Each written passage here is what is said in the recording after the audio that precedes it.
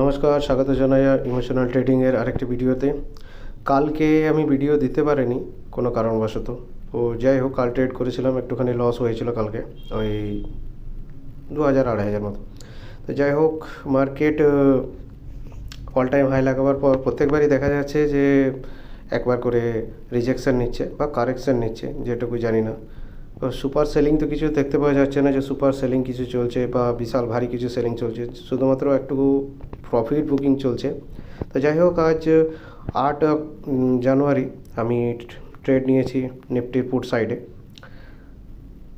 26,150 পুটে আমি এন্ট্রি নিয়েছি। তো 26,150 পুটে আমি 120-তে এন্ট্রি নিয়েছি। দেখা যাক, হতে পারে আমি ভুল সময়ে এন্ট্রি নিয়ে থাকতে পারি, তার কারণ সকালবেলাতে মার্কেট আগের থেকে 80-85 পয়েন্ট পড়ে আছে। জানি না, এখানে নিফটির 36টা স্টক, 38টা স্টকও লালই দেখা যাচ্ছে। তো কী হয়, আমি তো এন্ট্রি তো ঠিকঠাক নিয়ে নিই, বেশিরভাগ ক্ষেত্রে এন্ট্রি আমার ঠিকই থাকে। আমার যে লেভেল দেখুন, এই লেভেলের যে গ্রিন মার্ক করা আছে, যেখান অবধি আমি চাইছি যে এখান অবধি মার্কেট আসুক, তো সেই লেভেলের কাছাকাছি আছে। এবং 26,150 পুট 132 টাকা, 33 টাকা, 34 টাকা চলছে এখন। সেক্ষেত্রে কী হচ্ছে যে এখানে ট্রেড কিন্তু আমার দিশাতে চললে পরও সেক্ষেত্রে মোমেন্টাম কিন্তু লস হচ্ছে।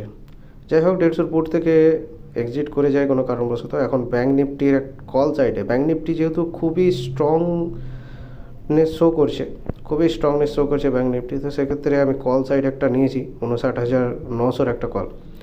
এখানে আমার সেট আপ সেই একই আছে, 9 EM থেকে রিজেকশন বারবার নিয়ে ওপর দিকে যাচ্ছে। বাকি দেখুন, সব সেক্টর কিন্তু লালের দিকেই আছে।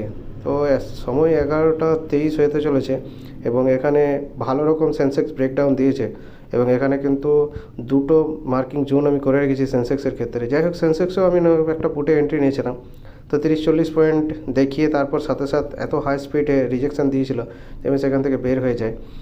এখন ব্যাপার হলো যে আমি একটা ছোটোখাটো প্রফিট বুক করতে পেরেছি আজকের দিনে, সেটাই সবথেকে বড়ো কথা। কারণ এটাই মনে হয় মার্কেটে এর থেকে বেশি আমাকে দেবার কোনো ইচ্ছাই নেই।